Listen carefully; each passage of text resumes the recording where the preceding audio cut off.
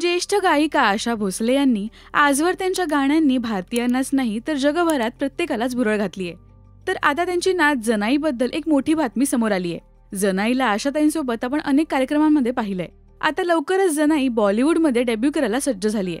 The pride of Bharat Chhatrapati Shivaji Maharaj या सिनेमात ती अभिनेत्री म्हणून पदार्पण करते. या सिनेमातून छत्रपती शिवाजी महाराजांचं महान कार्य उलगडणार आहे. या सिनेमात ती छत्रपती शिवाजी महाराजांची पत्नी सईबाई यांच्या भूमिकेत झळकणार आहे. नुकतंच या सिनेमाचं पोस्टरही समोर आलंय.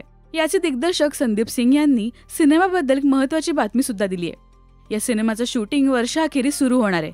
तर बॉलिवूड अभिनेता रणवीर सिंग या सिनेमात छत्रपती शिवाजी महाराजांच्या भूमिकेत झळकणार अशी शक्यता आहे. तर महाराणी जिजाबाईंच्या भूमिकेसाठी अभिनेत्री माधुरी दीक्षित यांचा विचार करत असल्याचंही त्यांनी सांगितलंय.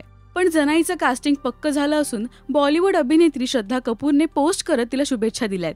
जनाईचा अभिनय पाहण्यासाठी सुद्धा चाहते आता उत्सुक झालेत.